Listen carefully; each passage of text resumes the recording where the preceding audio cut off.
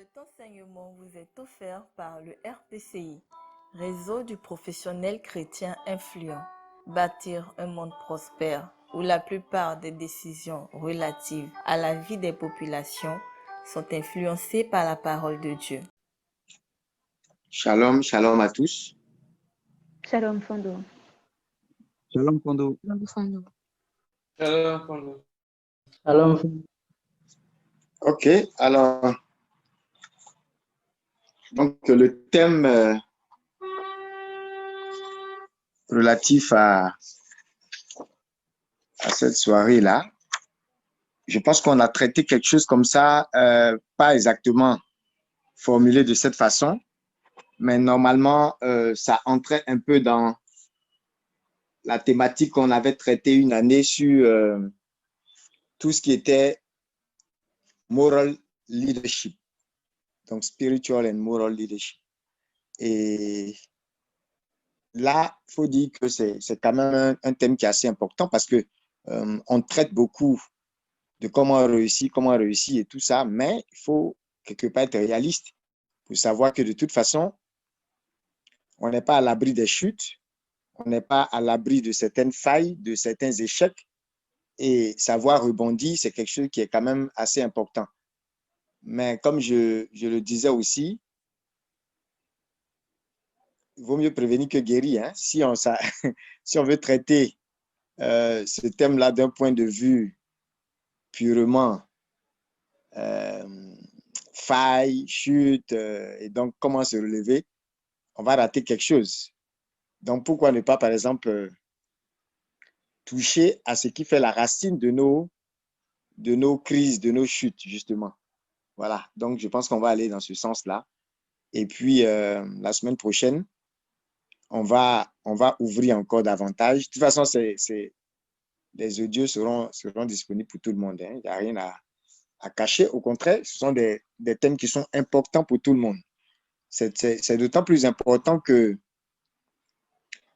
on aime, vous savez, on aime les choses tangibles. Hein? Les gens ne réfléchissent pas beaucoup sur les valeurs. Ils ne réfléchissent pas souvent sur les attitudes. J'ai dit les gens, nous tous, hein? Voilà. On a souvent une tendance, hein? C'est pas forcément parce qu'on est mauvais, mais on peut avoir un côté humain, cette tendance-là, à privilégier ce qui est tangible. Voilà, la chair veut dealer avec ce qui est, hein, ce qu'elle peut tenir, ce qui est tangible. Quand on te parle d'attitude, on te parle de valeur, voilà, c'est tellement abstrait pour certains, mais ils ne savent pas que c'est tout ça qui fait leur caractère, c'est tout ça qui fait les bonnes habitudes, et c'est tout ça qui fait finalement leur mentalité et toute leur personnalité. Et comme la Bible dit, tel un homme pense, tel il est. Tel il est. Et on a souvent cette tendance aussi à courir derrière les choses. Mais on le sait, ce que nous sommes vaut bien plus que ce que nous avons, parce que ce que nous sommes produit ce que nous avons.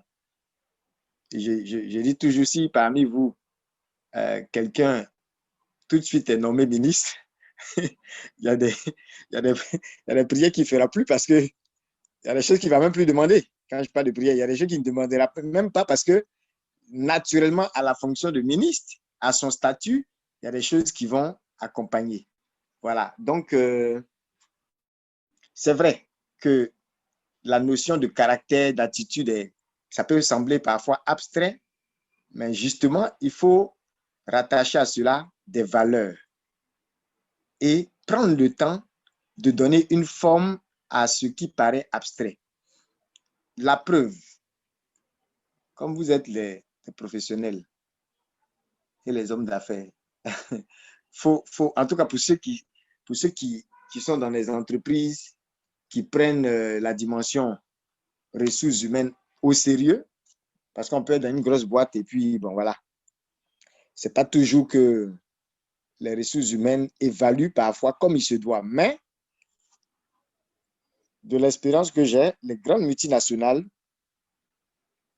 dans leurs évaluations, et ça, je vous l'ai répété 10 000 fois, dans leurs évaluations ne s'arrêtent pas seulement au savoir-faire, ils ne s'arrêtent pas qu'aux compétences techniques et aux compétences générales, ils vont jusqu'au savoir-être.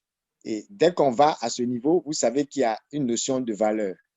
Donc, c'est vrai que j'ai l'habitude de le répéter, mais on peut ne pas faire attention. Quand je le répète comme ça, c'était une façon aussi de vous dire que sur papier, dans nos fiches d'évaluation, il y avait effectivement des valeurs. C'est-à-dire que tu ne verras pas simplement, aujourd'hui, pour la plupart des entreprises d'un certain niveau, tu ne verras pas sur les fiches seulement marqué capacité d'analyse stratégique, capacité de gestion de projet. Et puis, bon, bien sûr, si tu es, par exemple, un financier, il y aura des compétences techniques propres aux finances. Si tu es marketeur, il y aura des compétences en communication et dans tous les mix, tous les éléments du mix marketing là, on peut t'évaluer par rapport à chaque aspect. Mais il n'y avait pas que ça sur nos fiches d'évaluation. Il y avait des valeurs. C'est-à-dire que ton intégrité était évaluée, était mesurée. C'est pour ça que je ne cesse de répéter ça, pour dire que même les organisations le comprennent. Et il ne faut pas que ça nous étonne. On est vraiment dans un monde où il y a des crises de valeurs. Et si vous remarquez, le mot que j'emploie beaucoup depuis qu'on a commencé, c'est le mot valeur. Voilà, donc je veux vraiment insister, que ce soit au niveau de l'Église, que ce soit au niveau de la société, que ce soit au niveau de nos projets, de nos entreprises et même de notre vie personnelle, la question des valeurs, c'est crucial. Parce que si ça, ce n'est pas réglé comme fondement, ben pourquoi venir parler de se relever après une chute? Qu'est-ce qui fait que tu chutes? Qu'est-ce qui fait que tu échoues au point de vouloir te relever ou remonter après un échec? On peut encore utiliser le thème de rétrogradation. Qu'est-ce qui fait que tu rétrogrades et que tu veux donc revenir sur le droit chemin? Tout ça, ça va ensemble. Mais allons à la racine. Le problème de fond qu'il faut régler, c'est le problème de valeur. C'est pour ça que les organisations, quand vous venez, elles vous diront, ah, nous, dans notre évaluation, là, on veut des personnes qui sont comme si, pas simplement des personnes qui ont tel diplôme. De sorte parce que souvent même, la partie diplôme, la partie technique est laissée à des cabinets. Et puis le patron même avec qui tu dois bosser, quand il voit là où il veut aller avec toi, il se dit non, il y a certaines valeurs qu'il ne peut pas se permettre de rater chez la personne. Donc, on peut même t'éliminer, hein, en tout cas pour des entretiens sérieux, on peut t'éliminer si un problème de valeur est décelé, alors même que tu as peut-être toutes les compétences techniques. Voilà, donc je veux dire, à tous les niveaux, c'est important. Et quand on parle de valeur, ce n'est pas simplement par rapport à l'aspect des entreprises, hein, le côté familial. C'est quelque chose qui est crucial. Et ça, on va également avoir des thématiques là-dessus. Si vous avez remarqué, au niveau de la vision, on a mis en place un comité à Maurice Laetitia. À Maurice Laetitia, c'est Joie de l'amour. Donc, c'est une exhortation du pape François, post-synodal. Donc, après le synode avec les évêques, il y a quelques années, 2015-2016, le document est sorti. Et contrairement à ce qu'on croit, ce ne sont pas des documents théoriques qui viennent nous donner de grands mots théologiques et tout ça. Mais de façon concrète, le pape François, par exemple, vous dira dans ce document-là quelques attitudes. Il donne des conseils vraiment pratiques. Voilà. Par exemple, il y a des questions que des fiancés fuient, hein, des questions de fond, et qui, quand on regarde bien, sont des questions de valeur. À une messe, par exemple, il y a un prêtre qui demandait, il dit qu'un jour, il a demandé à des gens qui doivent se marier, jusqu'où vous êtes prêts à pardonner votre conjoint. Et il a entendu des choses extraordinaires. Quand je dis extraordinaire, c'est là que les gens sont souvent blessés. Il y a par exemple,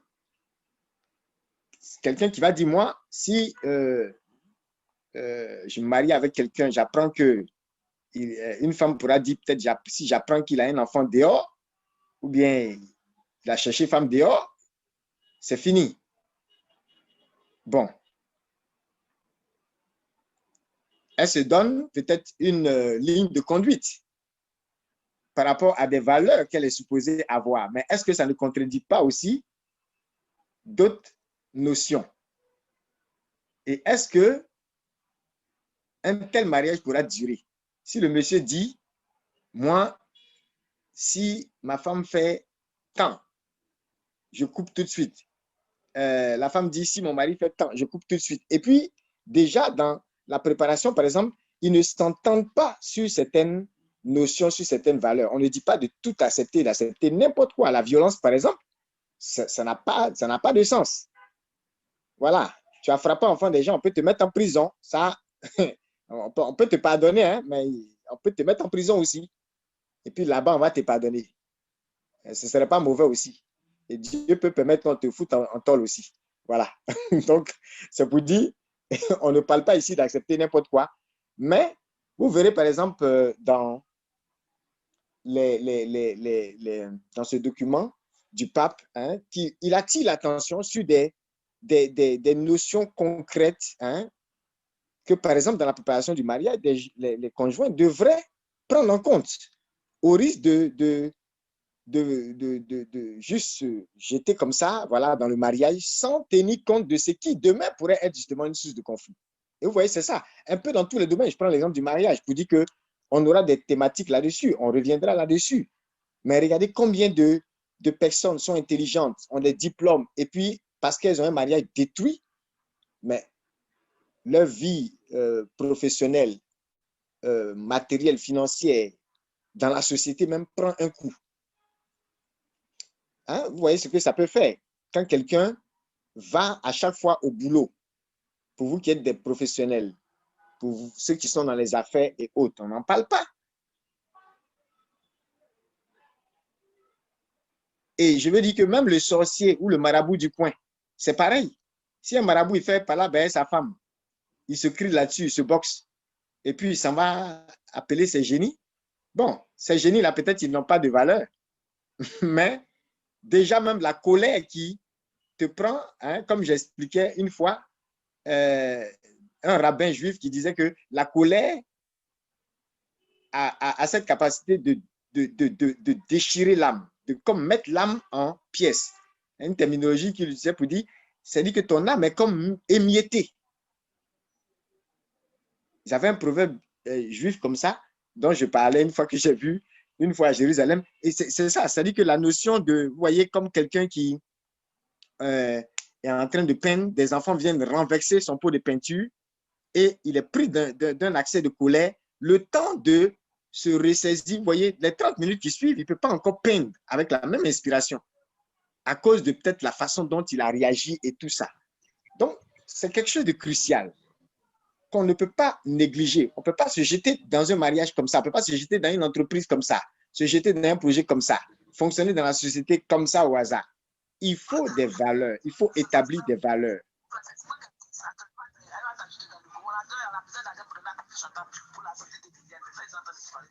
Il faut couper les micros. Couper les micros, faut voir qu'il y a son micro ouvert. Il faut couper. Moi, j'ai oublié. Dites à Florabelle de couper son micro. Voilà, quelqu'un n'a qu'à envoyer un message. Voilà.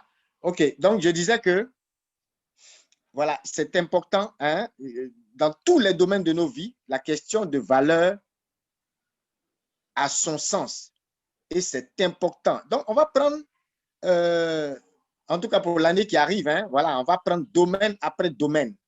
Parce que j'insiste, les domaines de nos vies sont interconnectés. Donc, ça ne sert à rien d'avoir la tête pleine, beaucoup de diplômes dans son sac, être rempli de techniques et tout ça, même venir aux prières matin, midi et soir, et puis par exemple, il n'y a pas de stabilité familiale, il n'y a pas de stabilité à certains niveaux, il y a trop de déphasage dans la vie de beaucoup de chrétiens, trop de déphasage. Il y a tellement de gens qui parfois se plaignent. Je ne dis pas forcément que les gens ont raison de se plaindre, mais souvent vous entendez et vous voyez des situations effectivement où quelqu'un qui prie très bien dans son groupe de prière ou bien qui est très bien à la messe ou au culte ou alors à la mosquée, ou bien vraiment très bien dans sa pratique religieuse, vous pouvez être surpris de la façon dont il parle à ses collègues, surpris du comportement qu'il a dans certaines situations. À telle enseigne que parfois même on demande, ah, donc tu étais chrétien. Ou bien, donc tu vas à l'église aussi. Parce que les gens sont tellement habitués à des compromis. Dès qu'il y a compromis, ça veut dire qu'on a tordu le cou à certaines valeurs. On a mis un frein à une liste de valeurs qu'on est supposé agréer, avoir. Et ça, je veux dire, il faut avoir des valeurs à titre déjà personnel. C'est justement en parlant, quand je parlais tout à l'heure du mariage, de cette confrontation dont je parlais, cette nécessité de s'entendre. Si par exemple tu dois marcher avec quelqu'un, que ce soit mariage ou en affaires ou peu importe, mais la Bible dit est-ce que deux personnes peuvent marcher ensemble si elles ne se mettent pas d'accord? Le fait que par exemple, dans tout ce que vous êtes en tête, tu dis que tu as quelqu'un, tu veux marcher avec lui. Vous devez aller ensemble pour toute la vie. Et vous vous rendez compte que sur certaines valeurs, il y a des contradictions énormes. Mais ça vous dit qu'il y a un travail à faire. Et là encore, dans le document du pape, par exemple, il insistait sur cette notion de, voilà, il attirait l'attention sur la notion qu'on a souvent de, vous voyez, quand on prépare par exemple le mariage, on veut faire la fête et tout ça, c'est l'aspect cérémonie, les gens sont préoccupés plutôt par des aspects, vous voyez, festivités et tout ça. Et puis, on peut même rater la partie spirituelle de la chose, rater les questions de fond. Et quand on parle de crise, que ce soit dans un couple, que ce soit dans une nation, comme ce qu'on voit, la crise ivoirienne, c'est aussi une crise de valeur. Il ne faut pas qu'on se blague. Il ne faut pas qu'on se blague. Il y a plein de valeurs qui manquent à nos leaders et que s'ils avaient ces valeurs, on ne serait même pas. C'est-à-dire qu'il y a des débats qui n'auraient pas lieu. Il y a des débats qui n'auraient pas lieu. Ça, c'est.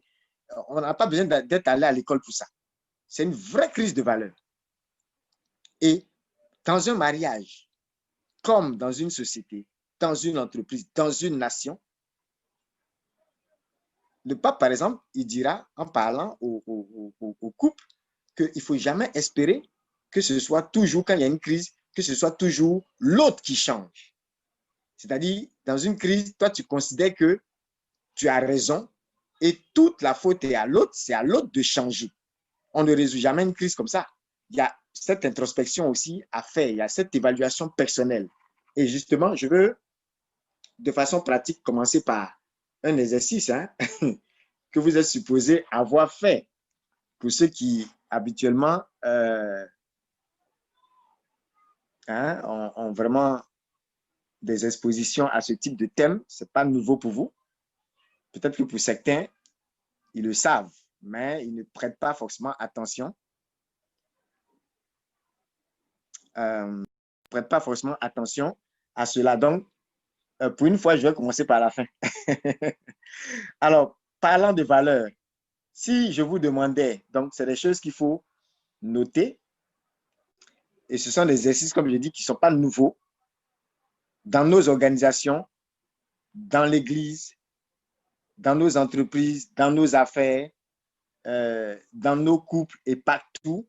Ce sont des questions qui nous rejoignent. Donc, même si on fuit ces questions, ben, il faut quand même, voilà, il faut quand même savoir que ça va nous rattraper quelque part. Alors, par exemple, une des questions sont les questions classiques. Donc, ce n'est pas moi qui ai inventé, ce n'est pas vous qui avez inventé aussi, mais ce sont des choses qui sont dans la logique de cette thématique. Parce qu'on ne peut pas parler de se relever après une chute dans le caractère si, comme je dis, on ne va pas à la racine de ce qui peut faire la chute, c'est-à-dire la crise des valeurs, le problème des valeurs. Donc, qu'est-ce que vous-même, par exemple, vous pensez de vos valeurs aujourd'hui? Il y a des questions que vous devez vous poser. Est-ce que j'ai déjà pris la décision d'adopter et de pratiquer chaque jour de bonnes valeurs? Vous entendez, par exemple, des gens dire, et ce n'est pas nouveau, vous entendrez des personnes dire, moi, j'ai décidé chaque jour, quand je me lève, de faire sourire quelqu'un, de mettre un sourire sur le visage d'un enfant ou sur le visage de quelqu'un. Il a décidé de le faire chaque jour. Vous voyez un peu. Et cette valeur-là, bon, voilà, après, il y a des terminologies. Est-ce qu'il faut appeler ça libéralité, générosité, bonté? Voilà, il y a des terminologies après. Parce qu'il faut toujours appeler les choses par leur nom pour que ce soit un peu plus concret. Là, quand tu appelles quelqu'un, hey, bon, on est encore dans l'abstraction. Mais les valeurs, là, vous devez les nommer. Et je vous dis, en entreprise, nous, moi, je me rappelle, moi, j'ai encore mes fiches ici. Il y avait des valeurs. L'intégrité était évaluée comme si c'était quelque chose de tangible. Vous imaginez que si une organisation le fait et un individu n'est pas capable, hein, en plus chrétien, n'est pas capable de s'asseoir et de dire, voilà ce que la parole de Dieu exige de moi par rapport à mon baptême, par rapport à mon statut d'enfant de Dieu. Parce que nous, nos valeurs, on ne doit pas se les inventer. Voilà, on ne doit pas se les inventer. Plusieurs fois, je vous ai montré le lien entre, par exemple, certaines valeurs de leadership qui étaient dans nos évaluations quand nous étions en multinationale et les valeurs spirituelles qu'on pouvait retrouver dans la Bible. Je vous ai, par exemple, pris l'exemple d'une valeur que nous, on appelait en entreprise positive mindset. Donc, l'état d'esprit positif. Et je disais, mais ça, c'est un bébé de la foi. Parce que si j'ai la foi, je n'ai pas de problème à être positif. Parce que la positivité ne résout pas certaines crises. Parce que tu peux être positif jusqu'à un certain point, jusqu'à un certain niveau de conflit, où là, ton esprit positif, bien ce que tu appelles pensée positive, c'est rien du tout. Là, il te faut une puissance qui peut changer le désert en oasis, qui peut calmer une tempête. Et dans la notion de foi, il y a une notion de miraculeux qui n'est pas forcément présente dans la pensée positive. Hein? Voilà. Et c'est pour ça qu'aujourd'hui, vous voyez que beaucoup attirent l'attention. Il ne faut pas tomber dans des notions de développement personnel dénuées de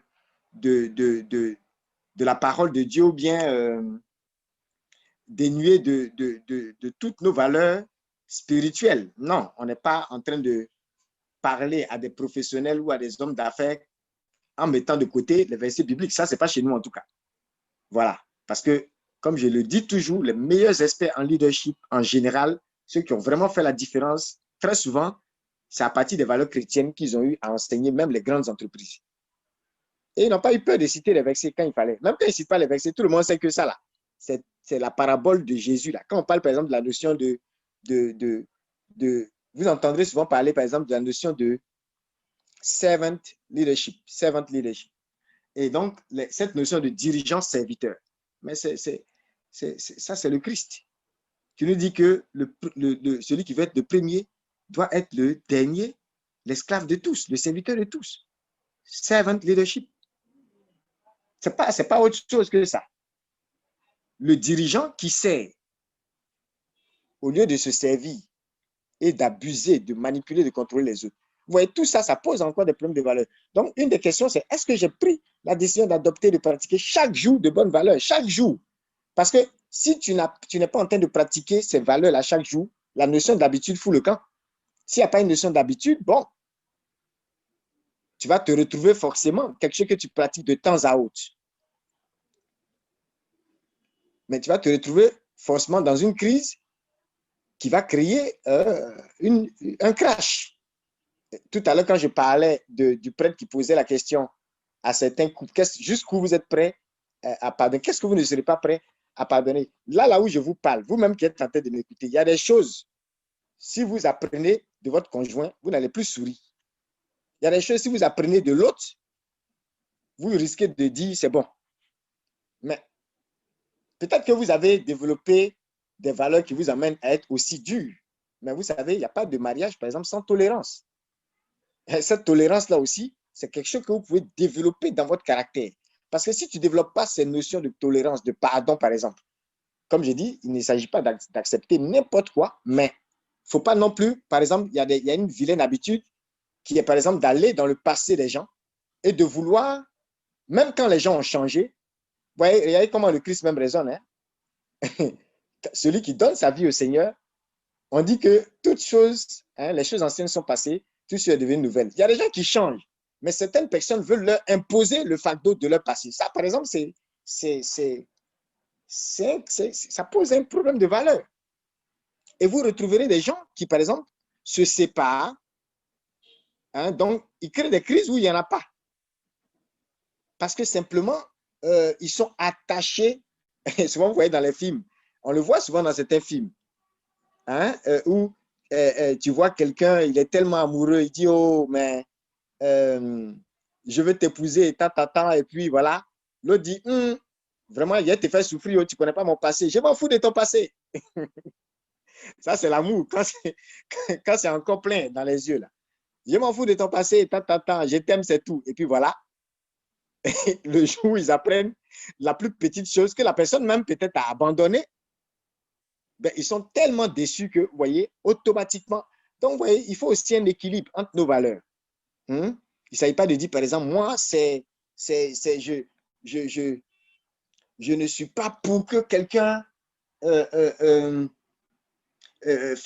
triche avec moi.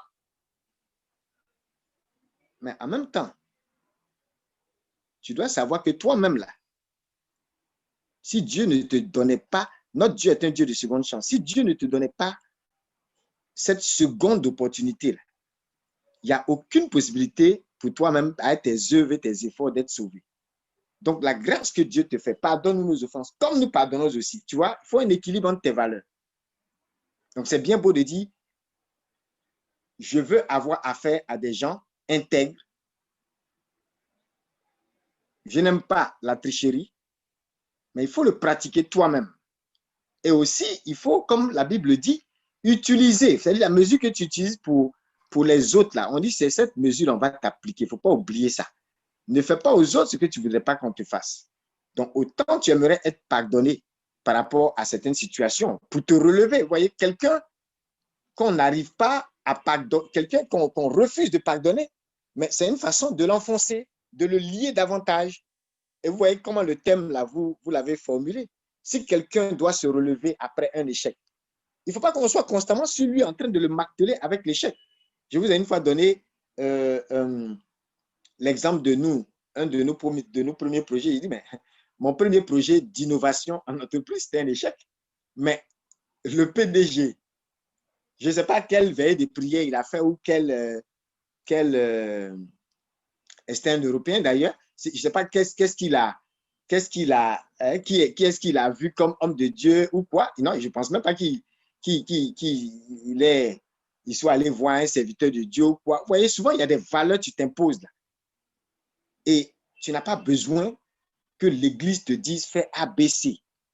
C'est pour ça que souvent, c'est étonnant de voir certains chrétiens manquer de certaines valeurs. C'est souvent étonnant.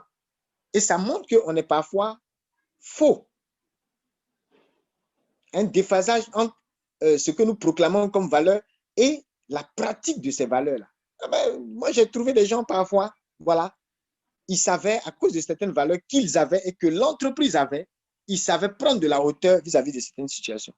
Et je vous expliquais que plutôt vu là où il y avait eu les failles, et ils se sont rendus compte que, oh, mais ces failles-là qui ont entraîné l'échec de ce projet, ce n'est pas tellement dû à eux. Parce que eux, tout ce qui les concernait, ça a été fait de façon impeccable. Et je m'amusais à dire, on a été même félicité pour avoir échoué. Parce que malgré l'échec du projet, ce qu'on a eu à faire de bien a été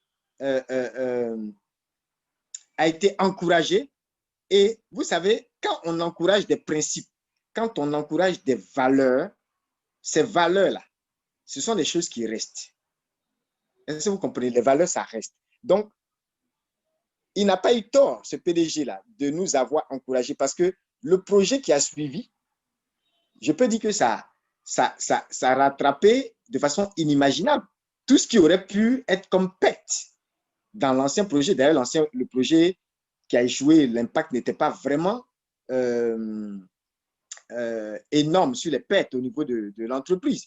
Par contre, le projet que nous avons eu à faire par la suite, ça nous a valu un prix international. Et c'était en termes d'apport pour l'entreprise, parce que là, on parlait d'une catégorie qui, vous savez, vous avez souvent dans vos portefeuilles de produits des marques qui ne rapportent pas forcément beaucoup en termes de chiffre d'affaires, mais c'est ce qui paye les salaires parce qu'en termes de profit, ça vous apporte plus. Vous voyez, et c'était vraiment ce genre de catégorie, c'est-à-dire le genre de portefeuille de produits qui ont une forte rentabilité. Donc, quand ça marche, vraiment, ça paye bien. Voilà, ce n'est pas les produits que tu vends beaucoup, et puis la marge là, est petite, et puis quand on finit d'enlever certaines charges, c'est fini. Il ne reste pas grand-chose. Vous voyez? Et donc, c'était positif pour l'organisation de nous avoir permis de développer des principes, des valeurs, parce que ça a duré.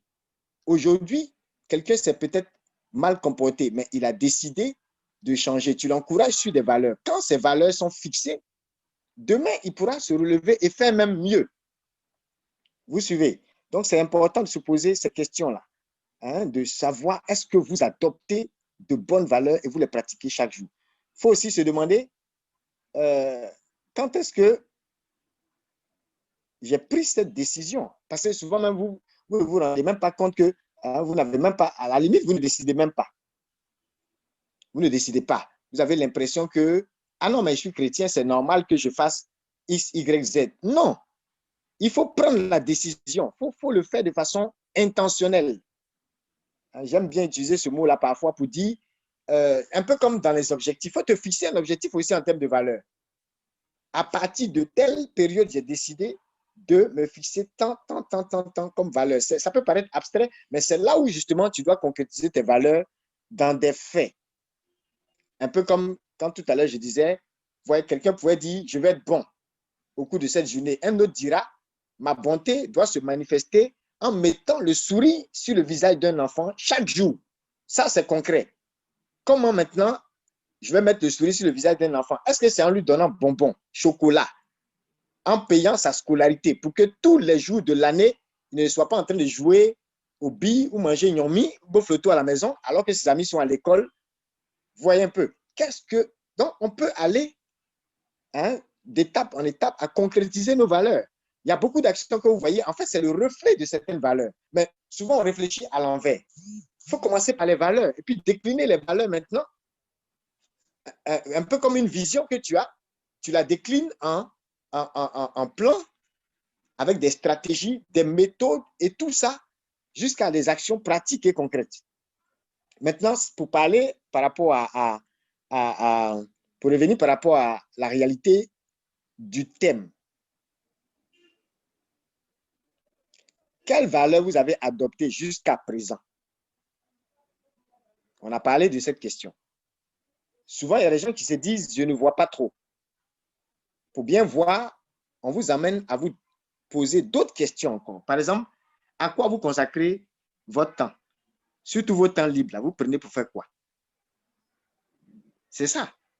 Vous prenez votre temps libre là, pour faire quoi? Il y a un homme de Dieu, par exemple, qui disait, quelqu'un lui a demandé, combien de temps tu pries? Parce qu'il était dans une telle dimension spirituelle que quelqu'un s'est dit, ça, son secret doit être dans la prière. Et donc, la personne s'est sentie obligée de lui demander combien de temps tu pries. Et puis, il a dit, je ne prie pas plus de 30 minutes, mais je ne fais pas non plus 30 minutes sans prier. Et si vous mettez les deux phrases ensemble, c'est une façon de dire, il est constamment connecté, quoi. Voilà, il est constamment connecté. Ça veut dire que s'il prie de la première minute à la 29e minute pour caricaturer, hein, peut-être à partir de la 29e, 30e minute, il s'arrête, il va faire peut-être autre chose, mais avant que 30 autres minutes n'arrivent, il est encore dans une autre série. Et bon, au fond, ce n'est pas forcément pour dire qu'il se met à genoux matin, midi, soir et quoi, mais vous voyez cette attitude de connexion constante. Parce que l'oubli, il y a des péchés quand vous êtes dedans. Vous oubliez que vous êtes chrétien, que vous êtes baptisé. Il y a des péchés quand vous êtes dedans, vous oubliez que vous avez une femme à la maison, ou un mari quelque part, ou des enfants, ou que vous êtes responsable. Or, cette notion, vous voyez, cette notion de conscience permanente de la présence de Dieu, ça peut vous sauver. Ça peut vous ramener à l'ordre. Et ça vous rappelle aussi les valeurs que vous devez avoir parce que vous êtes chrétien ou enfant de Dieu. Voyez un peu. Donc, il y a des questions qu'il faut se poser pour savoir justement fixer vos valeurs. À quoi vous consacrez votre temps, même votre temps libre. En parlant de cet exemple que je viens de donner, ça vous montre que ce type-là, il ne peut pas, par exemple, passer 4 heures à regarder la télévision, puisqu'il a dit, je ne prie pas plus de 30 minutes, c'est vrai, mais je ne passe pas 30 minutes aussi sans prier. Mais il y a des personnes qui disent, j'ai un problème pour prier. Vous voyez, ça aussi, ça peut traduire, je n'arrive pas à prier, je me sens lourd et tout ça. Ils ne savent pas que ça peut traduire une crise de valeur aussi. Parce qu'en même temps qu'il dit ça, mais quelqu'un peut entrer dans la maison. Vous avez peut-être fait l'expérience. Parfois, vous dites que vous êtes fatigué. Et puis, il y a certaines personnes, quand elles viennent là, vous allez causer 2 heures dans la fatigue. Mais il y a d'autres personnes qui vont peut-être venir vous voir et votre fatigue va demeurer parce que vous n'avez pas envie de les voir. Et vous n'êtes pas d'humeur pour causer même 30 minutes avec ces personnes-là. Mais d'autres types de personnes seront dans votre environnement. Tout de suite, vous direz, ah, mais vous allez oublier même votre fatigue. Vous suivez? Voilà, donc faites attention à cela. Quand vous voulez fixer vos valeurs, il faut regarder à quoi vous consacrez votre temps, même votre temps libre. Parce qu'on connaît des personnes qui, en entreprise, travaillent tellement bien. Mais toutes les nuits, ils sont en boîte de nuit. Toutes les nuits, ils sont en boîte de nuit. Et le matin, il est lucide, hein? Très, très lucide. Il fait son travail propre. Mais toutes les nuits, il est en boîte de nuit. C'est peut-être sa façon de décompresser, mais ça montre en même temps, vous voyez, quelque part, ça peut montrer aussi certaines valeurs qu'il a.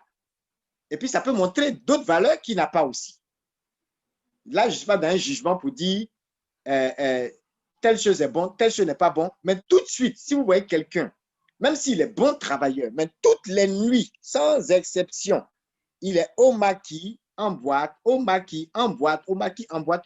Peut-être que son travail, là, il a une façon d'être ou de réfléchir qui fait que la chose n'affecte pas son travail, mais un jour, il y aura une situation où ça va affecter son travail. Il peut aussi avoir une situation où ça va affecter sa santé, par exemple. Ah oui. Et donc, par exemple, vous verrez que certains leaders, en parlant de valeurs, ils se fixent des valeurs qui tiennent compte de leur santé. Voilà. Il y a un leader, par exemple, qui dit « J'accorde de la valeur à ma santé parce qu'elle me procure de la force. » C'est-à-dire que si je n'accorde pas de la valeur à ma santé, ben, je n'aurai pas la force nécessaire pour accomplir, par exemple, ma vision. Et cette valeur que j'accorde à ma santé, là, c'est ce qui fait que je ne vais pas manger n'importe quoi. Je ne vais pas boire n'importe quoi. Je ne vais pas sortir à n'importe quelle heure. Et même en parlant de santé, il y a mes émotions. Je ne vais pas marcher avec n'importe qui va me raconter n'importe quoi. Ah oui, ça, il y a une discipline à avoir. À quoi vous consacrez votre argent, surtout votre argent de poche, par exemple pour les enfants, les adolescents. Il y a certains qui ont l'impression que, oh non, il faut laisser, c'est la jeunesse et tout ça. Oui, après, ça va aller. C'est le temps pour eux de vivre leur crise d'adolescence et tant.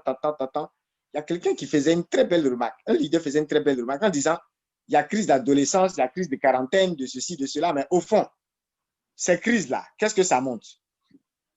Parfois, ce n'est pas tellement une affaire liée à l'âge, mais c'est lié à une échelle de valeur. Parfois, tu es monté, c'est-à-dire que de 2 ans, 3 ans, 4 ans, jusqu'à l'âge de 45 ans, tu es monté sur une échelle qui n'était pas bonne.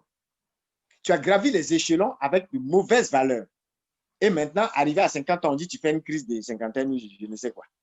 Bon, il y a des enfants, on dit ils font crise d'adolescence. Mais vous verrez, leur propre camarade, un des meilleurs experts en leadership, il dit que lui, quand il avait 15 ans, d'ailleurs, il était chrétien et serviteur de Dieu, il dit que quand il avait 15 ans, il s'est établi certaines valeurs qui l'ont emmené, par exemple, à refuser toutes sortes de propositions. Il dit, il n'y a pas de proposition. Il dit, il ne voit pas quelle proposition il n'a pas reçue.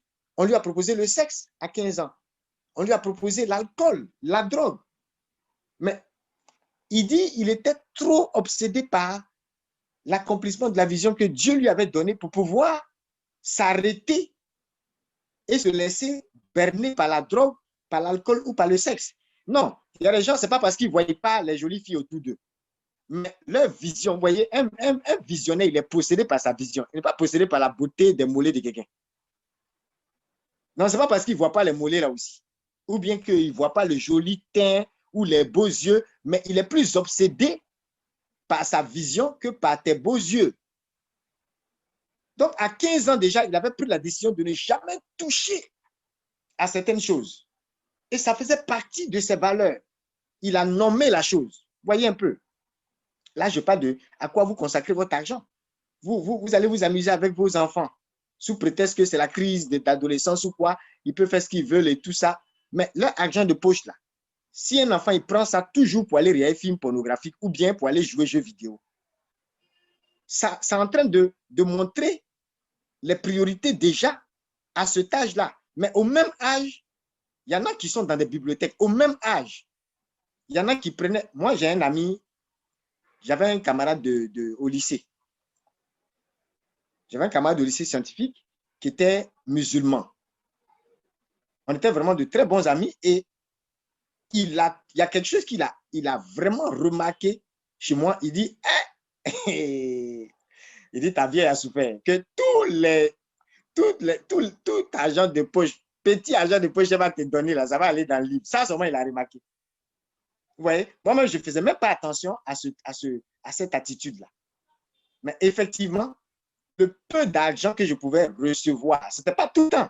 On n'a pas eu des parents nantis ou quoi, je ne sais pas, pour dire que voilà. Et puis d'ailleurs, tu peux avoir dans ta famille des personnes haut placées et tout ça, mais tu voyez, c'est aussi un trait de caractère, une attitude, des valeurs aussi, que de ne pas juste être là, non, mon tonton est président ou bien mon tonton est ministre et puis il n'a pas fait ci pour moi. Il a dit une fois à une jeune fille et puis après. Il n'est pas obligé. Il n'est pas obligé. Il faut te battre toi-même. Si Dieu a permis que tu sois là à ce stade capable d'avoir tes 10 doigts là pour faire certaines choses, mais les gens font comme si, est-ce que le cœur de l'autre n'est pas ton cœur, sa tête n'est pas ta tête, ses mains ne sont pas tes mains. Aujourd'hui, tu le traites d'ingrat ou de méchant parce qu'il est ministre et puis il ne fait pas tant pour toi. Mais un jour aussi, peut-être il était en galère. Apprends à te bâtir. Ce que tu n'as pas appris à bâtir, vous savez comment ça se passe, hein? Quand c'est la main de l'homme qui t'élève là, c'est facile pour les hommes de te détruire aussi. Mais il y a des gens qui n'aiment pas que ce soit la main de Dieu qui les élève. Ça encore, ça pose un problème de valeur. Donc, vous voyez, cette affaire d'argent, moi, j'ai des amis depuis le lycée qui peuvent peut-être témoigner de cela. Bon, en entreprise, là, on n'en parle pas.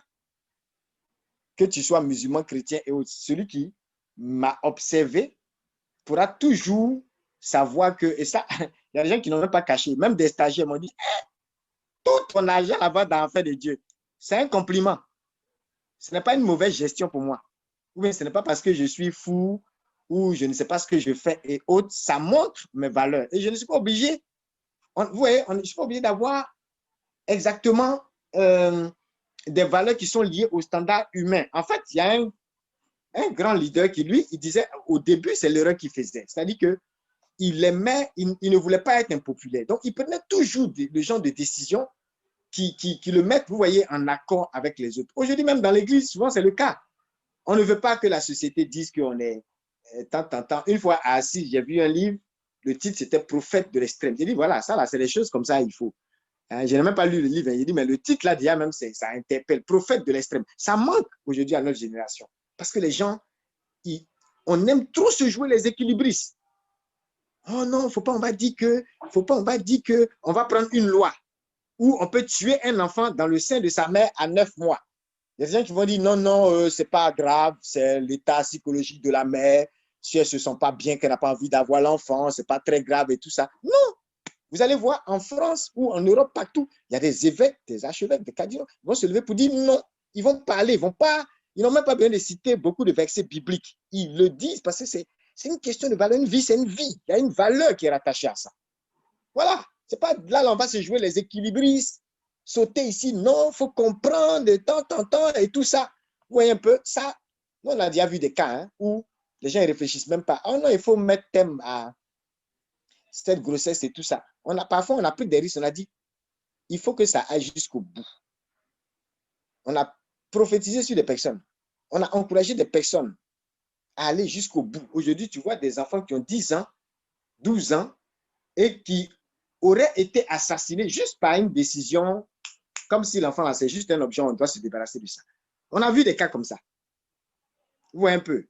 Mais il y a des endroits où tu peux, parce que tu encourages peut-être une mère ou une jeune fille, elle n'est pas mariée, elle a eu des enfants dans des conditions pas trop intéressantes et tout ça, tu vas l'encourager à garder l'enfant et tout ça, ben, il y a des gens qui vont te lapider carrément. Voilà, mais ne cherchons pas trop à être populaires, hein, en compromettant nos valeurs. Il ne faut pas faire ça. Voilà, tes valeurs, ça prime. Ce n'est pas en fonction des décisions, des standards des autres. Vous voyez, il y a un principe par lequel on dit quoi? Que tu ne peux pas déterminer, en fait, tu ne peux pas déterminer le rang de quelqu'un dans une course que tu n'as pas fixée. Est-ce que c'est toi qui as fixé sa piste? Tu dis que quelqu'un est dernier. Est-ce que vous courez la même course? C'est par rapport à quoi tu dis il est dernier? Est-ce que vous êtes même sur la même piste? Est-ce que vous êtes en train de prendre la même piste? Est-ce que vous êtes en train de courir la même course? Et tu dis les derniers, par rapport à quoi? C'est pour ça qu'une des façons, justement, de ceux qui n'arrivent pas à se relever, justement, des chutes, c'est aussi un des traits qu'ils ont. C'est-à-dire qu'ils sont tellement préoccupés par le quand dira-t-on. Non, vos standards viennent de la parole de Dieu. Si Jésus a dit, ça vous suffit. Vous n'allez pas prendre ce que les hommes pensent de vous et qui contredisent parfois ce que la parole de Dieu dit, et pour ne pas paraître impopulaire, voilà, vous fonctionnez avec ça. Donc, aujourd'hui, là, c'est les questions que vous devez vous poser de façon claire. À quoi vous consacrez votre argent? L'argent, votre salaire, ou l'argent que vous recevez par tel ou tel truc. Voilà, ça, c'est... Voici des questions concrètes. On a une génération qui, parce qu'elle refuse de réfléchir clairement, vous voyez, au moment où moi, je n'étais pas enseigné sur dîmes, offrandes, comment on appelle ça, sacrifice, quoi. Au moment où cette terminologie-là même n'était même pas dans mon vocabulaire, déjà, je peux dire exactement, même des années après, à quoi servait mon argent. Il y a des personnes, si on doit destiner ou bien designer leur budget tout de suite là, elles vont être étonnées de se rendre compte que 70% de leur budget, ça s'en va dans la bière. Elles vont être étonnées parce qu'elles ont l'impression que oui, je paye mon loyer, je paye ma facture et tant et tout ça. Oui, peut-être que tu payes, mais en calculant, en t'asseyant pour te demander, il y a des gens qui notent par exemple pas. Ils ne prennent pas la peine de noter chaque jour. Quand l'argent sort, ils ne notent pas. C'est sorti pourquoi? Ce B.A.-bas là, ils ne notent pas. Donc, ils ne se rendent pas compte que 70% de son argent, ça va dans la bière, ou 70% va dans la fête, à gauche, à droite, ou dans les boom parties avec les amis et tout ça. Tu peux estimer que ce n'est pas mauvais. On ne t'a pas dit c'est mauvais de faire la fête, mais ça détermine aussi tes priorités et tes valeurs quelque part. Donc, parce que tu ne réfléchis pas clairement à cette question et tu n'es pas honnête avec toi-même, tu vas commencer maintenant, vous voyez, à entrer dans beaucoup de théologie quand il sera question, par exemple, de donner à Dieu ou de donner à ton prochain. C'est là maintenant tu vas devenir grand théologien. Non, ça là, ce n'est pas nécessaire. Ça là, ce n'est pas comme ça. Et Et je vous dis, par exemple, moi, j'ai une valeur. En matière d'argent, j'estime simplement que je suis intendant.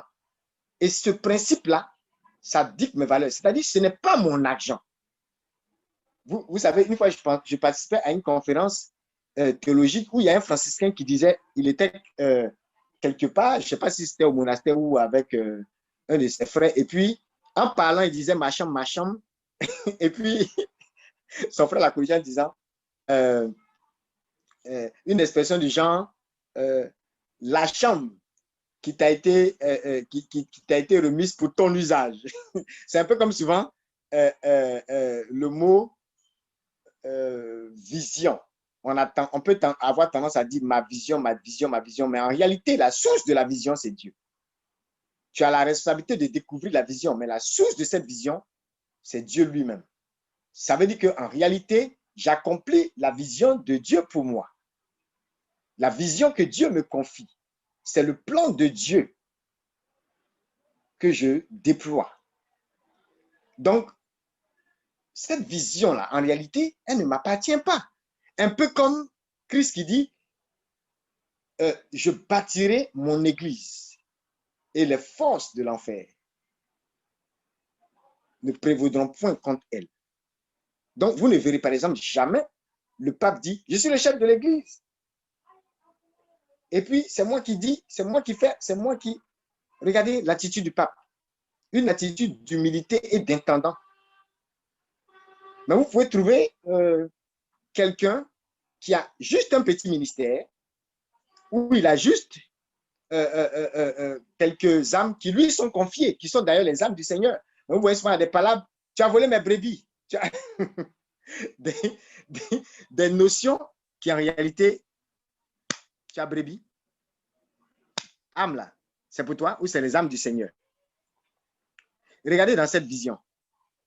Depuis l'époque où on a mis en place la bibliothèque des jeunes cadres, par exemple, regardez. Dans la bibliothèque des jeunes cadres, est-ce qu'il y avait des livres du fondateur? Il n'y avait pas moi-même des livres. Parce que c'est à cette période-là même que j'ai commencé à écrire certains ouvrages. Mais vous imaginez qu'on met à disposition des personnes même qu'on enseigne, on met à disposition les livres de tous les autres serviteurs de Dieu. Et on lui dit, ça c'est bon, ça c'est bon, ça c'est bon, ça c'est bon. Vous voyez un peu?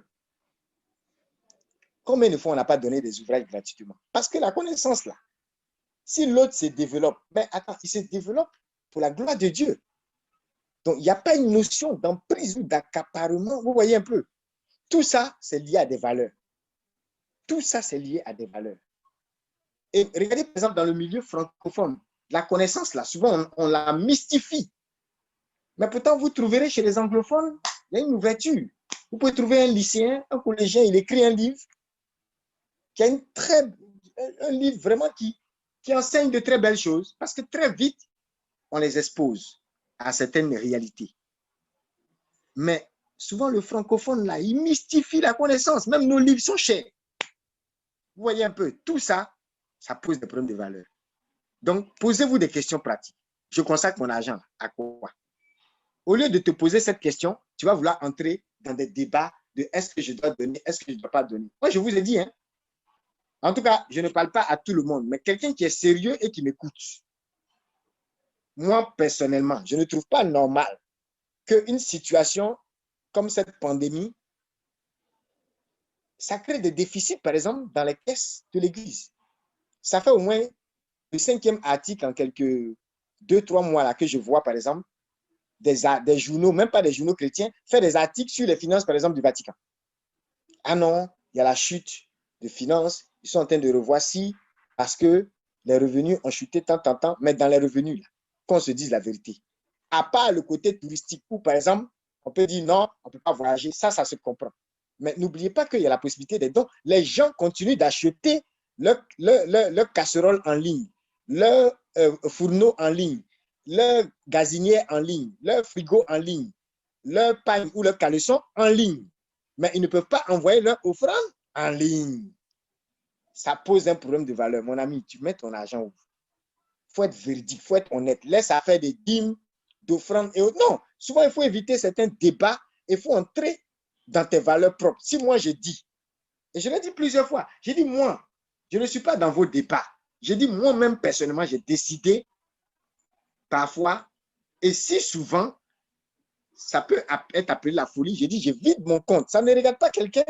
Quelqu'un d'autre, lui, il a décidé de prendre son argent, il arrive dans un maquis et puis il dit, servez la bière à tout le monde ici. Est-ce qu'on peut le tuer? Est-ce que légalement, il est en faute? Est-ce qu'on peut le mettre en prison parce qu'il a servi tout le monde dans le maquis et le DJ a fait son atalakou? Non, si Daniel lui dit, il va vider son compte, tu n'es pas obligé de faire pareil.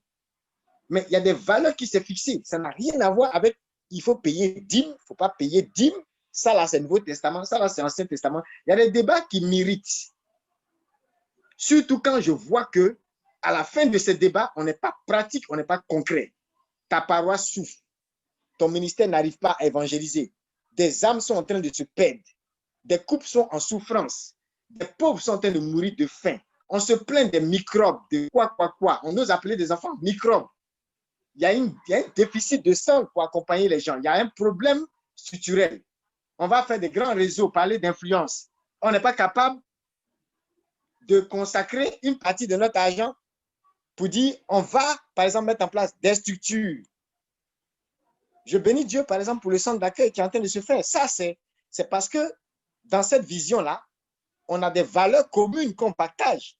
Vous pouvez voir des gens prendre de leur temps, alors qu'ils ont leur travail, ils prennent de leur temps pour construire.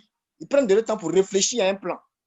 Ils prennent de leur temps et de leur argent pour investir dans un centre qui va venir accueillir des gens qui ne pourront jamais leur donner 5 francs. Enfin, quand je dis jamais, c'est-à-dire que tu ne peux pas estimer que c'est trop aléatoire d'estimer que, comment on appelle ça, quelqu'un qui n'a même pas ses parents, ou bien par exemple une jeune fille ou un jeune homme qui vit une crise terrible dans sa vie, qui ne sait même pas où mettre sa tête, qui ne peut même pas se nourrir correctement. Comment quelqu'un comme ça, tu peux estimer qu'en 1 an ou en 2 ans, il va te rembourser? Le but n'est même pas qu'il te rembourse. Vous voyez, ça montre que déjà, dans nos valeurs, il y a des notions de désintéressement, de générosité, de libéralité, d'amour. Est-ce que vous suivez? Donc, il ne faut pas fuir les vraies problématiques.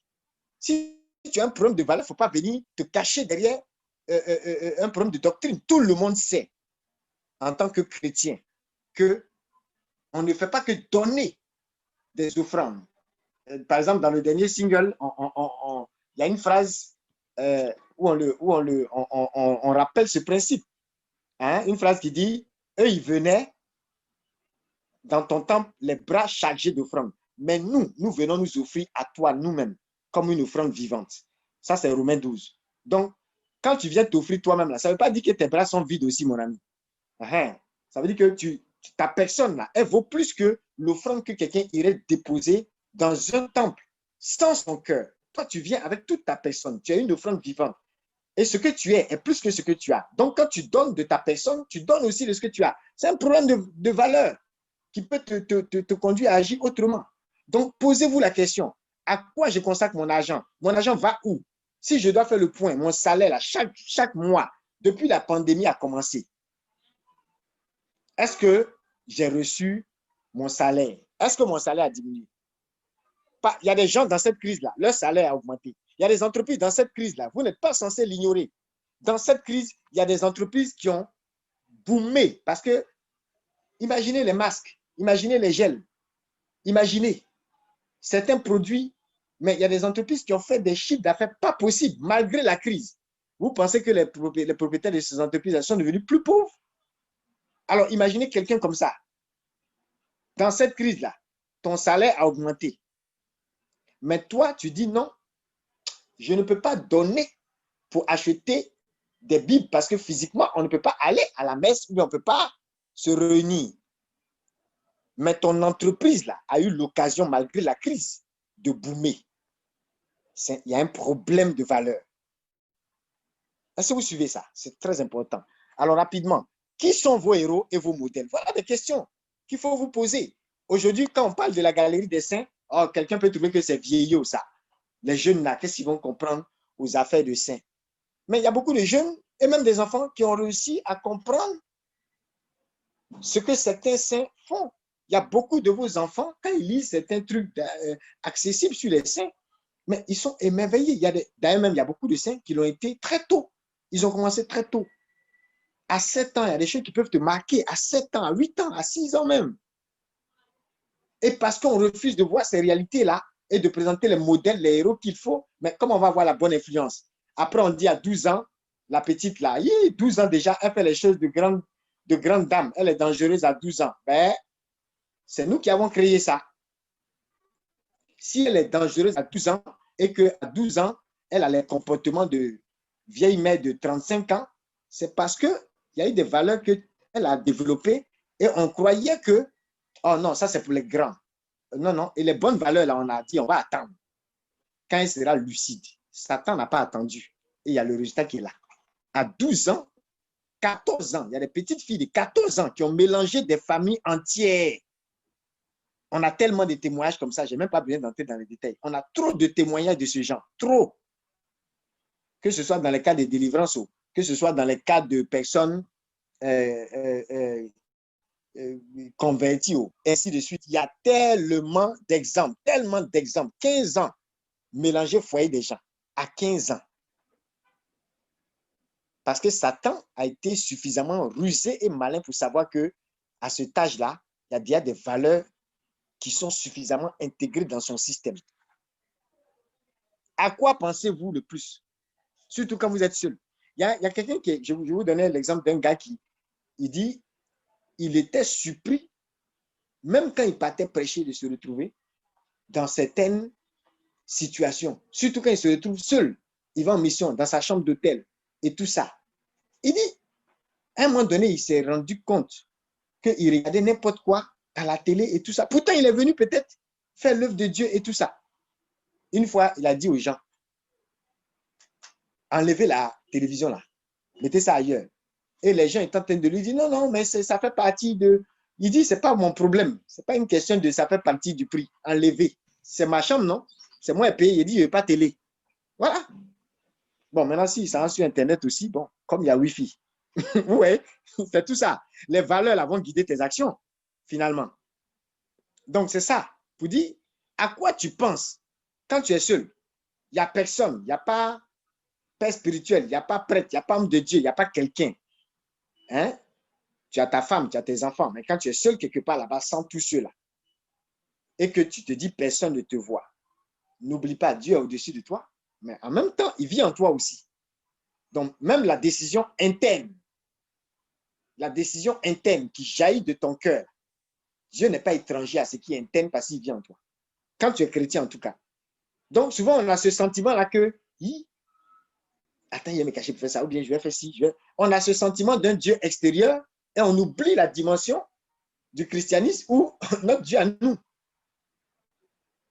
qui est le vrai Dieu, qui est le Dieu vivant, qui n'est pas différent, c'est-à-dire qui n'est pas, c'est pas, le Dieu du christianisme n'est pas un Dieu de païen ou bien un Dieu de... Non, c'est le Dieu au-dessus de tout, le vrai Dieu, l'unique. Et cet unique-là, il a trouvé son système pour être totalement intégré à toi, pour être un avec toi. Et tu veux quand même, dans ce système-là, le doubler. Quelqu'un qui s'unit à toi. Comment tu fais pour qu'il soit étranger à tes décisions? De là-haut, il te voit. En toi, c'est pire. Donc, comment tu te caches? Donc, il ne faut jamais oublier cette conscience de Dieu. À quoi pensez-vous le plus? Surtout lorsque vous êtes seul. Donc, le genre de réponse que vous allez donner à ces questions. À quoi je consacre mon temps, mon argent? Mes héros, c'est qui? Mes modèles, c'est qui? Qui sont mes mentors, mes coachs? Qui je prends comme modèle? Qui je suis? Quand je suis seul, je pense à quoi? Ça va vous donner une idée de ce à quoi vous accordez de la valeur. Et ça vous permettra de mettre les noms sur les choses. Une autre question que vous pouvez vous poser, qui vous a influencé le plus dans le domaine des valeurs? Donc, essayez de vous rappeler. Ayez des noms à l'esprit. Les traits de caractère que les gens vous ont encouragé à adopter. Même si c'est des mauvais traits de caractère, il faut noter. Parce que ça vous permet de voir que il me semble que cette histoire de pot de vin, c'est telle personne qui, à chaque fois que il m'en parlait, il montrait son style de vie, il me montrait que ce n'était pas grave, que même l'entreprise a fini par adopter, ce n'est pas très grave et tout. On dirait que c'est chez lui, j'ai pris ça. Oui, ça vous permet de voir que certaines valeurs qui ne sont pas forcément positives, des traits de caractère qui ne sont pas forcément positifs, vous ont été peut-être communiqués par telle ou telle personne, parce qu'il y a une notion d'influence qui n'est pas toujours positive. Donc ça aussi, il faut le noter. Ce que je suis en train de dire là, c'est un exercice. C'est le but aussi de cette thématique, qu'on puisse s'exercer à travailler sur nos valeurs. De sorte à ce que justement, en prévenant les crises de caractère, d'attitude, on puisse, comme on l'a dit, il vaut mieux prévenir que guérir. Parce que si tu as chuté, tu es tombé, pour te relever là, c'est encore un autre aléa. La semaine prochaine, on pourra en parler davantage. Mais déjà, il vaut mieux prévenir que guérir. Donc, si tu as déjà cette notion d'attitude, de valeur, et tu te poses les bonnes questions, tu fixes les choses, tu mets un nom sur les choses, ça va déjà t'aider à prévenir beaucoup de choses. Et même si tu es déjà tomber en faillite, en griffe, en termes de caractère, ces exercices de valeur là, vont te permettre de revenir, de t'asseoir et d'établir une bonne liste de valeurs sur lesquelles tu vas travailler au point de te relever. Parce qu'il ne faut pas espérer se relever sans travailler. C'est le travail qui a manqué qui t'a fait tomber. Donc, il te faut faire un travail manquant. Ce travail qui a manqué, il faut le faire pour revenir au niveau où il faut. Donc, identifiez également les modèles sur qui vous souhaitez prendre exemple à partir de maintenant. Est-ce que vous voyez? Et même certains conseils, hein, au niveau des leaders, certains conseils de noter, par exemple, une phrase ou bien une stratégie qui va décrire la manière dont vous allez être en interaction avec ces personnes, ces modèles-là. Bon, je prends un exemple terre à terre par rapport à ce que je dis.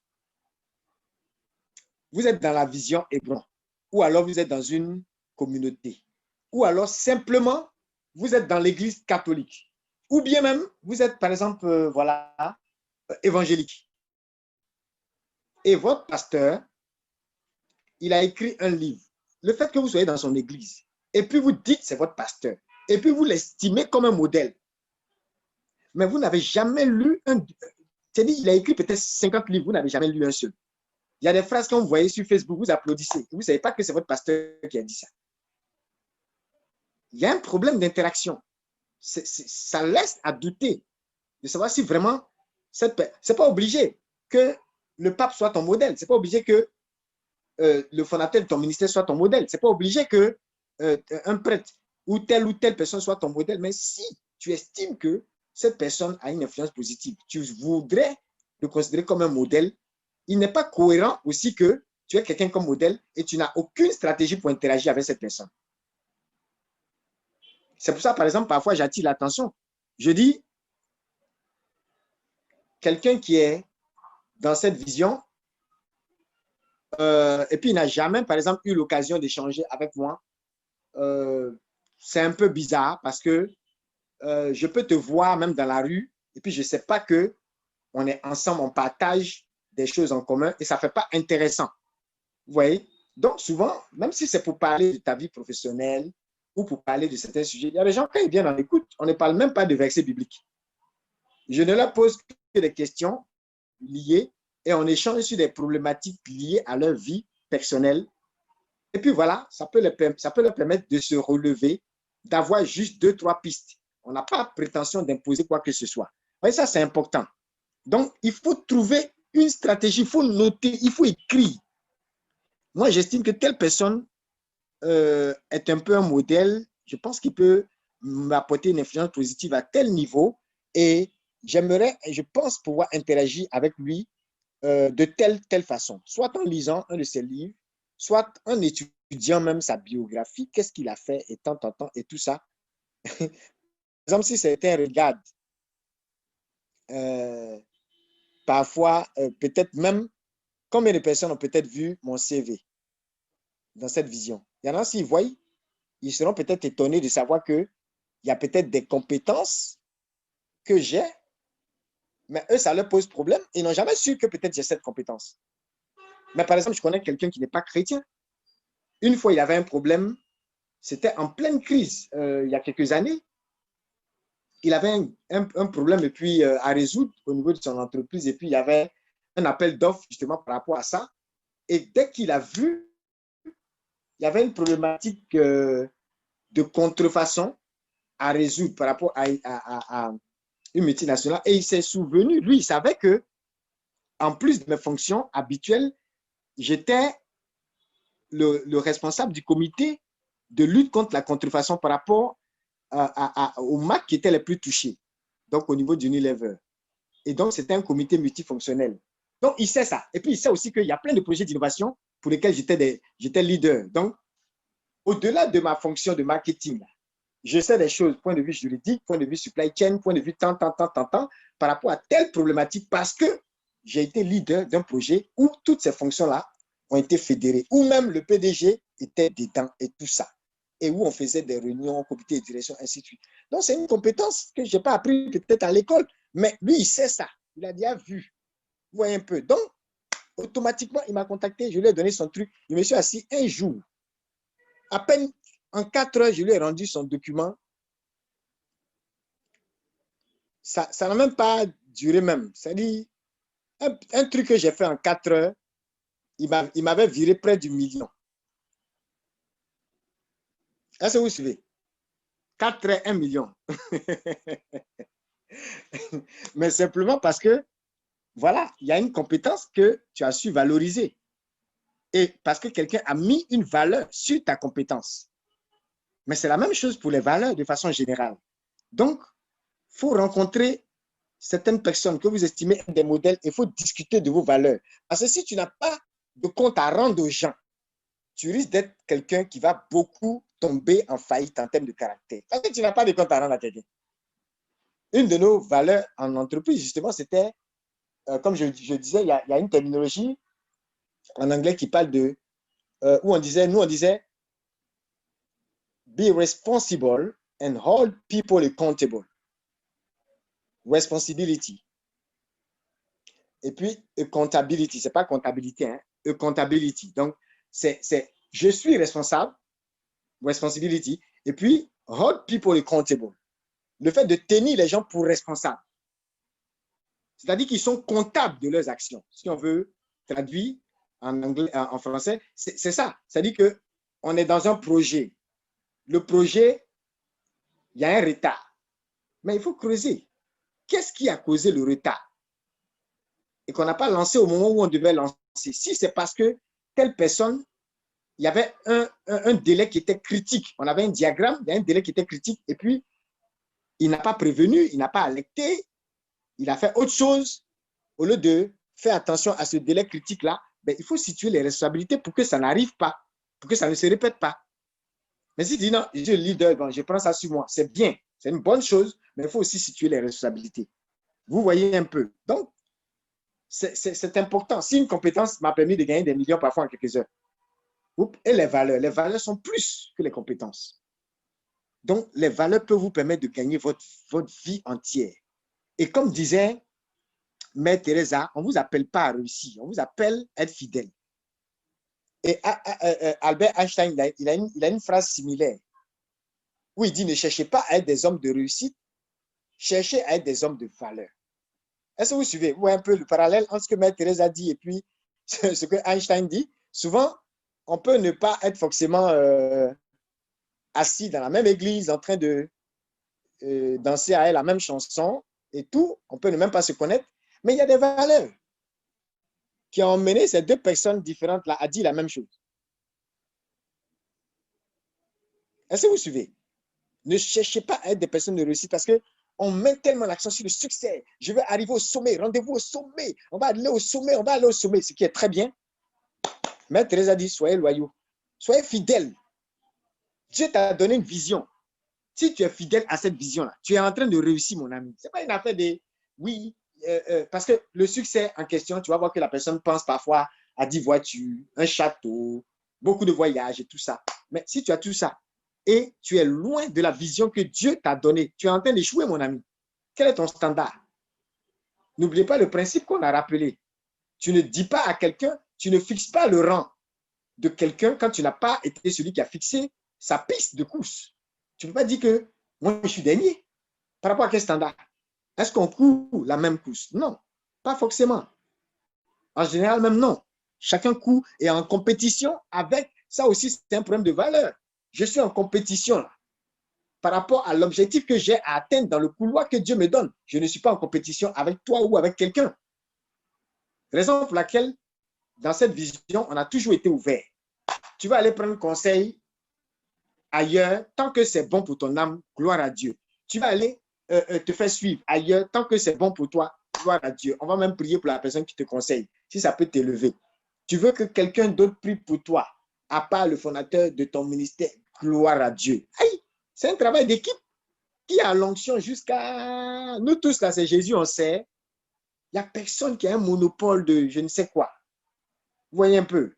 Donc, la notion de loyauté, là, ne veut pas dire qu'on met des gens dans les bouteilles aussi. Est-ce que vous voyez?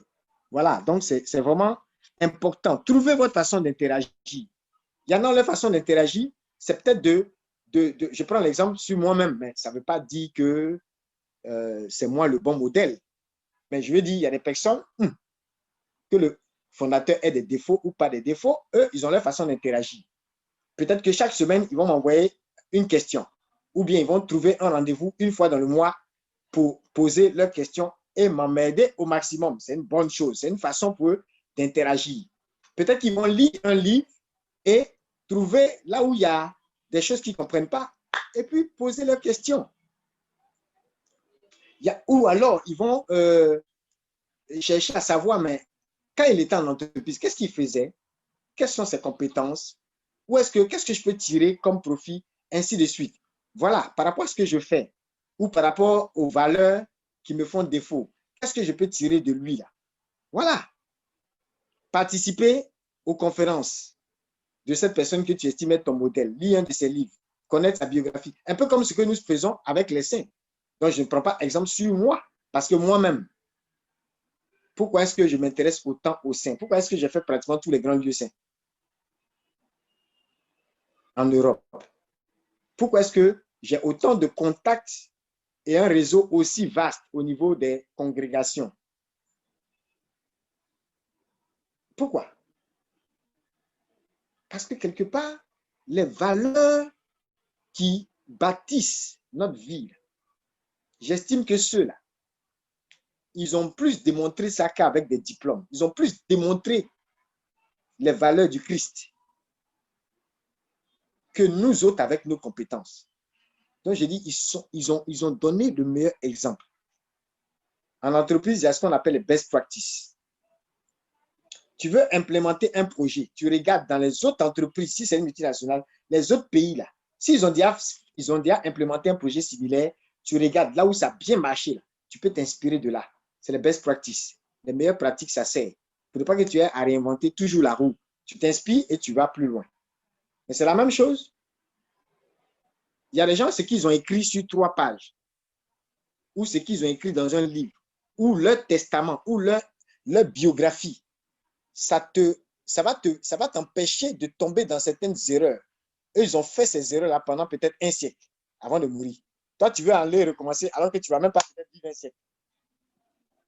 Vous voyez un peu. Donc, voilà des choses, des pistes concrètes. Et pour terminer, avant peut-être de prendre 2 questions, parce qu'il est presque l'heure, on a 5 minutes. Pour terminer, une question également que vous devez creuser, hein, c'est de dire,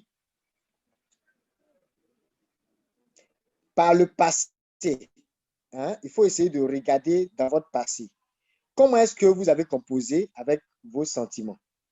Lorsque vos sentiments vous incitaient à compromettre vos valeurs. Lorsqu'il y avait un clash entre vos valeurs que vous avez fixées et puis certains de vos sentiments, comment est-ce que vous êtes senti? Est-ce que la chose a été difficile pour vous ou bien ça vous a révélé même que, ah, mais vraiment, j'avais une force? Vous voyez un peu, je vous ai donné l'exemple d'une fois, quelqu'un qui est venu et puis il dit, ah, il y a tel fournisseur là, il dit de donner telle enveloppe. Ma réaction a été violente et immédiate. Retourne, va lui donner. Tu vois? C'est-à-dire que ça n'a pas été un problème pour moi parce que je connaissais déjà les principes de l'entreprise et ça allait de pair avec mes valeurs. Et je sais aussi qu'on est évalué sur notre intégrité. Au-delà de dire, non, c'est pas, en fait, c'est même pas parce que j'ai peur de perdre un emploi ou quoi. Non, nous autres, on avait eu plusieurs propositions. Donc, je ne suis pas le genre de personne qui en entreprise avait peur de perdre son emploi. Mais il y a des valeurs. Il y a des valeurs. Tu m'énerves, déjà, tu mérites quand tu viens donner l'impression que tu peux m'acheter. Parce que tu es en train de me fixer une valeur. Or, j'ai pour valeur de savoir que ma valeur est infinie en Dieu. Donc, tu ne peux pas m'acheter. Comme vous qui êtes en train de m'écouter, celui qui vient vous corrompre, c'est qu'il vous a fixé un prix. Donc, il a dévalué en même temps votre personne. Vous voyez, dévalué, dévalorisé. Il a réduit votre valeur en poudre. Il vous a fixé un prix. Vous voyez, il y a dans certains films là, même des films chrétiens ou quoi, peu importe, parfois vous entendez les gens dire ça, non? Alors, chacun a son prix, chacun a son prix. C'est-à-dire que si lui là, je lui donne tant, alors il va changer d'avis. Non. Vous voyez, il y a des choses tout de suite, certaines propositions, quand ça arrive, immédiatement, ça t'irrite. C'est comme une sorte de sainte colère. Ça veut dire que c'est une force pour toi. Voilà. Mais en même temps, il peut y avoir des propositions qui vont arriver et puis, tu vas te rendre compte que vraiment, tu as des valeurs, mais le sentiment que tu éprouves là, ça contraste ces valeurs. Donc, quel est l'exercice qu'il faut faire à ce niveau? Vous devez, dans ce cas-là, identifier les domaines où vous vous rendez compte que vous avez le plus de difficultés. Vous voyez un peu. Et puis, vous essayez d'éviter de vous mettre dans ce genre de situation. Si je prends de façon terre à terre, tu sais, toi, que tu as un penchant, parce que ça arrive, hein, tu peux avoir dans ta nature humaine, là, tu peux avoir un penchant pour certaines choses. Je ne sais pas. Il y a des personnes même que vous pouvez voir prêcher sur un pupitre, donner de très bons conseils et tout. Mais peut-être que le soir, quand il se retrouve chez lui, il se saoule. Tous les soirs, on ne sait pas. Donc, s'il sait qu'il a un penchant pour l'alcool, par exemple, ou pour les femmes, ce n'est pas parce que la femme est diable. On ne va pas enlever les femmes sur son passage. Les gens ont dit qu'ils sont coureurs de jupons. Là. Ils doivent, par exemple, se rendre compte qu'ils ont une faiblesse à ce niveau. Ils ont un problème de discipline dans la sanctification et donc, ils doivent éviter certaines situations. Toi, tu sais que les filles qui ont cheveux courts, là, toujours quand tu les vois, il y a un truc qui bat dans ton cœur. Mais c'est toujours toi, tu te balades avec les filles aux cheveux courts. Et tu ne te contentes pas de te balader avec d'autres personnes. Tu es toujours seul avec elles, dans les petits couloirs. Ce qui doit arriver, arrivera. Et puis tu vas chercher thème, comment se relever. Mais c'est juste pour dire que il faut que chacun identifie. Et puis justement, soyons honnêtes. Hein? Soyons honnêtes. Il ne faut pas se mettre dans cette optique et hausser les épaules comme s'il n'y a pas de faiblesse. C'est faux. Il y a un grand serviteur de Dieu qui dit, un de ses mentors lui a dit, mon petit, tout serviteur de Dieu, il n'a même pas dit enfant de Dieu, il dit même les serviteurs, tout le monde a sa petite faiblesse quelque part, mais ceux qui arrivent à éviter des scandales et aller jusqu'au bout, ouais, on est en plein dans le thème, hein? La chute dans le caractère. Ceux qui arrivent à éviter les scandales et aller jusqu'au bout, ce n'est pas parce qu'ils n'avaient pas de faiblesse, c'est parce qu'ils ont réussi à dompter cette faiblesse, à discipliner leur chair. Comme Paul dit, je traite durement mon corps et je le tiens assujetti. C'est comme, une fois je vous racontais cette scène-là, une mise en scène où je vous ai dit, il y a un monsieur, ses collègues le fatiguaient. Oh, mais toi, tu n'es pas garçon ou quoi? Toujours, on va en mission là, ta femme n'est pas là 6 mois, 8 mois, tu es là, tu es couché comme ça. Et ses amis l'ont titillé jusqu'à, il ne les écoutait pas, il avait ses valeurs. Un beau matin, il arrive du chantier, de son boulot, il ouvre la porte, voilà une qui est couchée là-bas sur son lit, en train de faire des gestes. Le monsieur a enlevé ses chaussures, doucement, pied gauche. Après, il a enlevé pied droit. Tu vois, la fille, elle est en train de sourire. Elle pense qu'il va se déshabiller pour la rejoindre.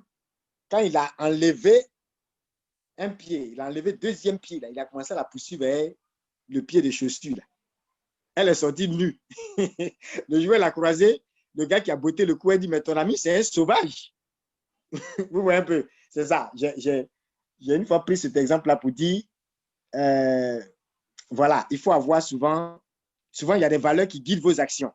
Mais en même temps, ce genre de réaction violente-là, ce n'est pas parce qu'il n'est pas susceptible d'être séduit, hein?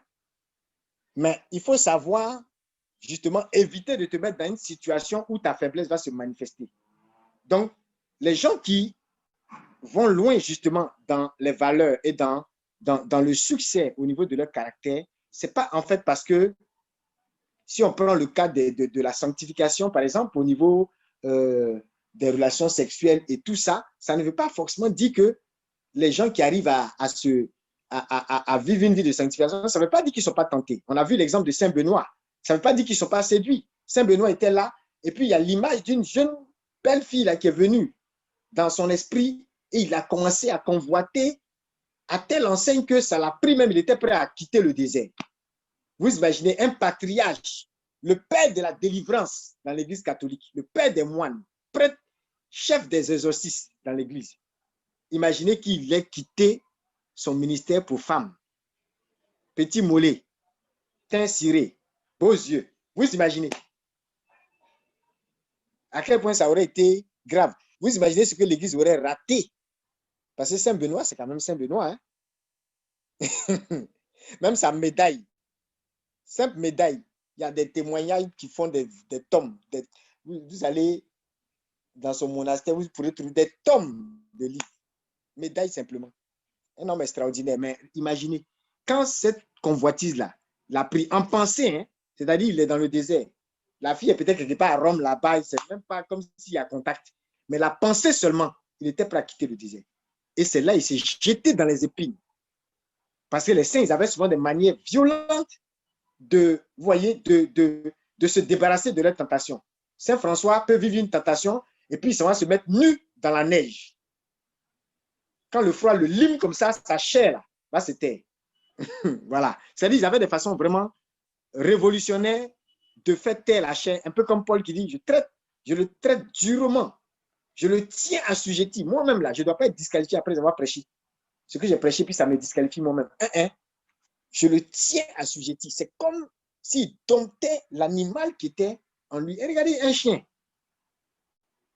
que tu as retenu, tu disciplines, tu ne laisses pas. Si tu sais que si la corde est coupée, il va partir. Voilà. Donc, il ne se laisse pas faire.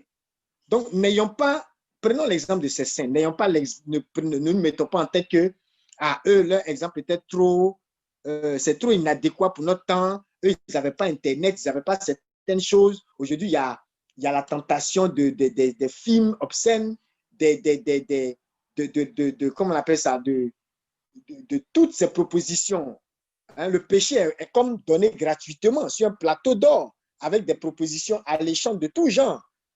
Mais n'ayons pas l'impression que c'est parce qu'ils étaient trop d'un autre monde ou d'une autre race ou quoi, on est de la même race justement.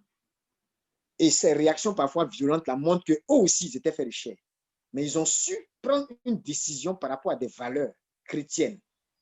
Et c'est ça qui les a emmenés à réagir avec vigueur. Voilà, donc ne vous mettez pas en tête que vous n'avez pas de faiblesse. Tout le monde a ses faiblesses. Il faut être honnête pour les identifier et les traiter.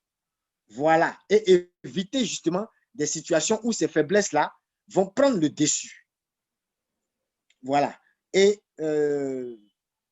un dernier point, c'est que vous devez toujours comparer les avantages que les valeurs que vous fixez. Si vous faites une liste de valeurs, quelqu'un a fait une liste de valeurs par rapport à sa santé, par rapport à sa famille, par rapport à sa croissance spirituelle, par rapport à ses priorités, à sa vision, à ses amitiés, tout. Voilà.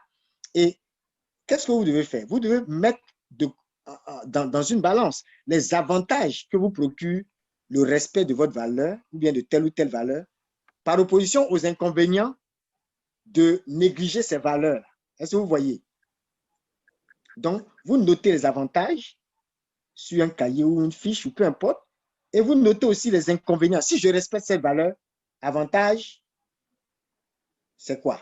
Si je ne respecte pas cette valeur, quels sont les inconvénients? Un peu comme je vous ai raconté cette petite anecdote d'un gars, ça c'est une histoire vraie, où il voulait prendre un pot de vin pour acheter une voiture. En fait, il voulait acheter une voiture. Il a prié, c'est comme s'il n'obtenait pas gain de cause. Un matin, quelqu'un vient lui propose un pot de vin vraiment d'un faux coup là, et il se rend compte que c'était quelques millions et la somme correspondait exactement au prix de la voiture qu'il voulait acheter. Lorsqu'il a voulu prendre, il y a une voix qui a sonné. Et il entendait comme une motion de l'esprit lui dit, il a entendu clairement, il était chrétien, il a entendu une voix lui dire, mais une voiture, ça peut aussi être un cercueil ambulant. Hein. Une voiture peut aussi être un cercueil ambulant. En même temps, il a laissé. Est-ce que vous suivez? Donc, le Saint-Esprit est venu nous rappeler l'inconvénient. Ça, là, c'est quel avantage? Si tu as payé voiture 50 millions, vous me rendiez. Et puis, la voiture est devenue ton cercueil. Où est l'avantage? Vous voyez?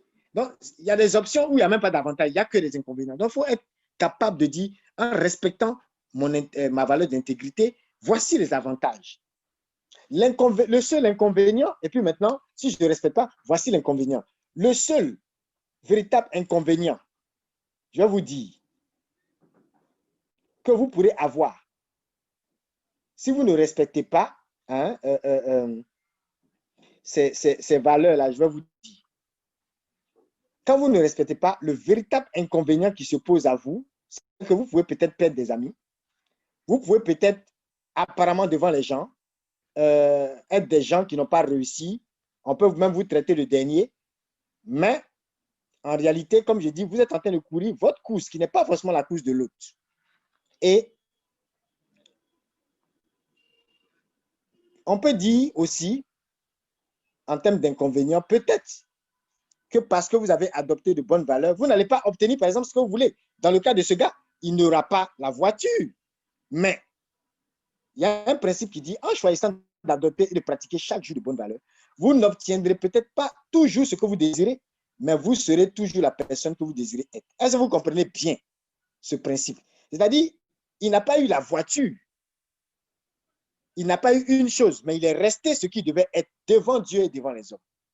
Et plus tard, sa promotion est venue, voiture cadeau.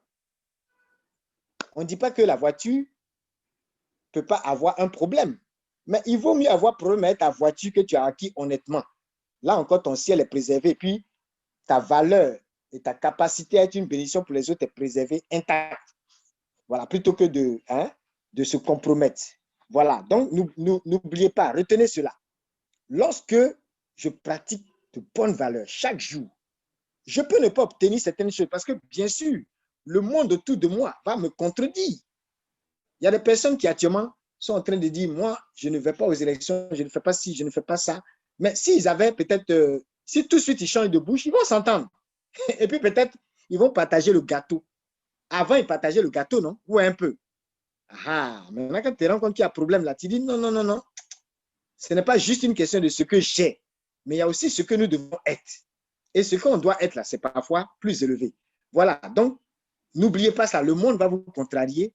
Il y a beaucoup de choses que vous risquez de rater, mais ça ne changera rien à ce que vous devez être. Et vous serez toujours la bonne personne et la personne que vous devez être devant le Seigneur. Et ça seulement, c'est suffisant pour vous relever de toute chute et pour vous permettre de réussir véritablement. Parce que la vraie réussite ne peut pas se faire au détriment des valeurs. Voilà. Et enfin, demandez toujours à quelqu'un, ça peut être votre modèle, votre mentor, votre coach, votre père spirituel ou un accompagnateur ou un prêtre ou quelqu'un, votre pasteur ou je ne sais pas qui. Ayez toujours quelqu'un, même un frère, un collègue, voilà, ça dépend. Quelqu'un qui vous permet, voilà, à qui vous permettez de rendre compte, c'est-à-dire quelqu'un qui est comptable, il est comme votre comptable en matière d'action dans certains domaines où vous savez que vous avez de la faiblesse. Il y a par exemple des jeunes filles qui ont cette capacité-là. Elles ne sont pas mariées, elles ne sont pas extraordinaires en termes de vertu, de valeur et tout ça, mais elles savent interpeller leurs camarades sur certaines choses pour dire, ah, et leurs camarades ont aussi parfois, il y en a qui ont la présence d'esprit d'interpeller, ah, il y a telle personne qui m'a invité dans tel coin, je fais quoi? Elles ont la présence d'esprit d'expliquer toujours à quelqu'un, de sorte à ce que elles savent, quand cette personne-là est la bonne personne, il te donnera toujours le garde-fou qu'il faut, ou bien il va t'interpeller sur quelque chose auquel tu n'as pas pensé. Mais il y en a, elle se lève, paf, elle prend sa décision et seule elle va. Si quelque chose t'arrive, on ne sait pas. Si tu n'as pas pensé à quelque chose, tu vas subir seul ce contre-coup-là de ta vie. Donc, c'est important. Je prends un exemple banal, mais c'est pour dire que dans tous les domaines de nos vies, que tu sois PDG, que tu sois super planétaire, homme de Dieu, que tu sois ci, que tu sois ça, que tu sois président de la République. Imaginez un président de la République, il n'est pas comptable. du Conseil constitutionnel. Il n'est pas comptable de certaines institutions de la République. Ça va être du grand n'importe quoi. Donc, dans tous les États, vous voyez qu'il y a une certaine organisation. Même la personne que tu as nommée là, peut dire, mon ami, tu ne remplis pas les critères à tel niveau pour faire ça. Est-ce que vous suivez? La preuve, est-ce que c'est le président?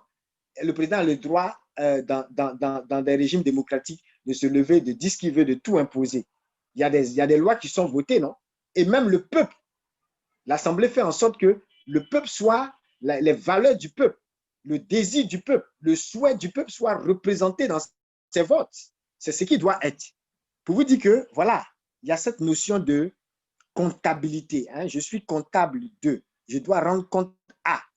Voilà. Donc, parfois, ce n'est pas forcément un accompagnateur d'un certain niveau, mais ça peut être quelqu'un de confiance qui a aussi de bonnes valeurs et qui a une force là où vous êtes faible et qui peut, voilà, attirer votre attention.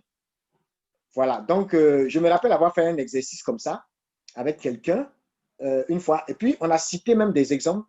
On a regardé toutes les personnes qui n'avaient pas eu certains scandales malgré leur succès. Quels étaient les garde-fous qu'ils prenaient? Vous allez voir qu'il y en a, par exemple, il y a un qui a dit qu'il ne se rendait jamais quelque part sans que, par exemple, quelqu'un de sa famille ou quelqu'un dans son entourage ou dans son staff ne soit informé. Il y a des endroits où il se retrouve pratiquement jamais seul. À tel enseigne que, même pour l'accuser, tu auras du mal parce qu'au fond, il n'est pratiquement jamais seul. Et on sait toujours le localiser. Et ça l'a beaucoup aidé. C'est parce que, c'est pas parce qu'il était le plus fort, mais il a réussi à éviter beaucoup de situations simplement parce qu'il a mis les garde-fous qu'il fallait. Il s'est laissé entourer de personnes qui pouvaient aussi l'interpeller, même s'il était président, même s'il était ministre, même s'il était serviteur de Dieu. Un ministre ou une autorité ou un leader, et tu n'as personne pour t'interpeller parce que tu penses être au-dessus, mais tu vas facilement tomber, tu vas facilement chuter, tu vas facilement avoir plein de scandales. Il vaut mieux avoir des scandales dus à des accusations gratuites où les gens mentent. Là, tu sais que tu es en paix avec Dieu, tu sais que tu es en paix avec les hommes. Tu t'en fiches, Dieu va te relever. Tu sais que tu es devant lui, tu es dans la vérité. Mais le scandale qui vient détruire ta crédibilité parce que réellement, ce qui t'est reproché, tu l'as fait, ça, ce n'est pas toujours facile de se relever. Voilà. Que Dieu vous bénisse. Que le Seigneur vous donne cette grâce, vous accorde cette grâce d'être des hommes et des femmes de valeur, qu'il vous soutienne dans le respect de cette valeur, qu'il vous inspire par la parole de Dieu, les valeurs qu'il faut, qu'il vous donne d'être capable de dire non à certaines choses, garder la personne de Jésus et pour rester vous-même la personne que vous devez toujours être. Et que Dieu vous fasse cette grâce-là, gagner en maturité de jour comme de nuit, de courir dans votre couloir, de n'être en compétition avec personne, de ne chercher à impressionner personne, mais de juste chercher à être fidèle à la vocation que Dieu vous accorde. Et je prie qu'il n'y ait pas d'écart entre votre savoir et votre savoir-faire, votre capacité à faire. Parce que quelqu'un disait, l'écart entre l'ignorant et la connaissance, là, c'est petit même par rapport à l'écart entre celui qui sait et qui ne fait pas. C'est-à-dire celui qui sait et qui ne fait pas, la Bible le qualifie d'insensé. Et la Bible dit que celui-là, quand les vents, la pluie et toutes les tempêtes viendront, on dit quoi? Sa maison va s'écrouler. Ça veut dire que la chute dont nous parlons, en parlant de chute, de faillite, cette chute-là, elle arrive surtout pour celui qui sait, mais qui n'applique pas. Celui encore qui est ignorant, son sort est différent. Parce que le jour où il saura, s'il applique, sa maison sera solide. Mais toi qui sais, qui n'applique pas, c'est même mieux pour toi de n'avoir jamais su. Donc que Dieu vous accorde cette grâce de ne point être ignorant, mais surtout d'appliquer ce que Dieu vous donne de savoir en matière de valeur, qu'il n'y ait pas d'écart entre ce que Dieu vous dit et ce que vous faites. Faites ce que je dis, mais ne faites pas ce que je fais. Ça ne sera plus votre partage, ça ne sera pas votre témoignage. Votre témoignage sera un témoignage de grande valeur au nom de Jésus. Et vous réussirez, non pas seulement en termes d'avoir ou de collection de richesses, mais vous réussirez en termes d'impact, en termes de communication de valeur à la vie des plus faibles, des plus petits et de tout le monde autour de vous. Que Dieu vous bénisse.